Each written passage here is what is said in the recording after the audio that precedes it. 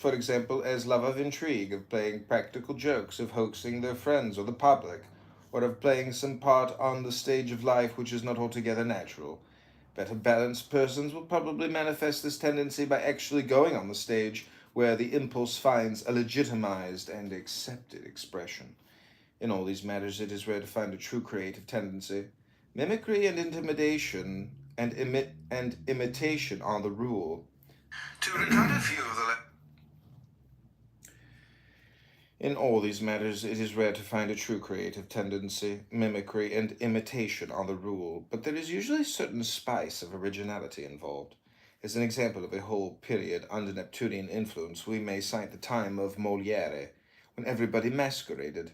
It was not merely the valets and maids who pretended to be the masters and mistresses, but the nobles themselves could not conduct the most ordinary flirtation without pretending to be shepherds and shepherdesses of the time of Virgil. It has been necessary, this lest the student confound this quality with the coarseness, quite inexcusable, of snobbery. The Neptunian is usually a somewhat irresponsible person. He is very inconstant, and his moral character appears weak because it is based on what seems mere impulse or whim, rather than a judgment inspired by self-interest. He usually knows that he is making himself ridiculous by his antics, but this elfishness of his spirit leads him to continue with them, and a hint of opposition will often cause him to exaggerate the errors of which his friends complain.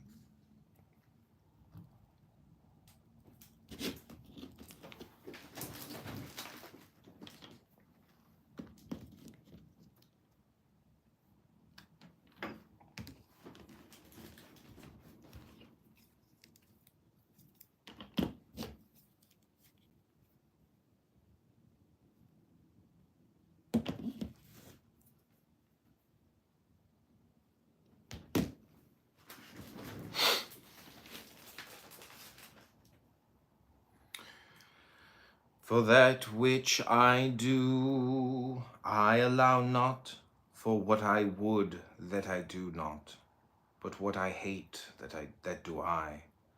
If then I do that which I would not, I consent unto the law that it is good. Now then it is no more I that do it, but sin that dwelleth in me. For I know that in me, that is, in my flesh, dwelleth no good thing. For to will is present with me, but how to perform that which is good I find not. For the good that I would I do not, but the evil which I would not that I do. Now if I do that I would not, it is no more I that do it, but sin that dwelleth in me. I find then law, that when I would do good, evil is present with me. For I delight in the law of God after the inward man, but I see another law in my members, warring against the law of my mind, bringing me into captivity to the law of sin which is in my members. Which I allow not, for what I would, what I hate,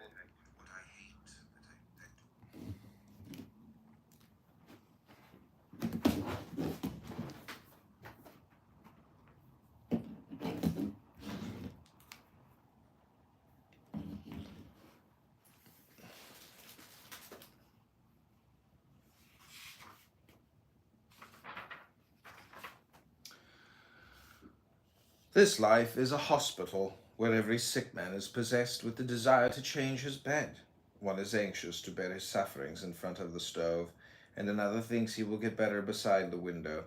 It seems to me that I should always be well wherever I am not, and this question of removal is one which I ceaselessly discuss with my soul. Say, my soul, poor, chilled soul, what do you think of going and living in Lisbon? It must be warm there, and you would become as lively as a lizard. It is on the water side. They say that it is built of marble, and that the people have such a hatred of vegetation that they pluck up all the trees. Ah! What is a landscape to your liking? A landscape made with light and mineral, and a liquid mirror to reflect them. My soul replies nothing. Since you love rest so much while contemplating movement, would you like to come and live in Holland, the land that brings happiness? Perhaps you would find amusement in that country whose pictures you have so often admired in museums. What do you say to Rotterdam, you who love forests of masts and the ships moored alongside the houses? Where every sick man is possessed with the desire to change his bed.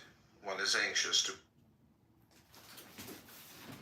This life is a hospital where every sick man is possessed with the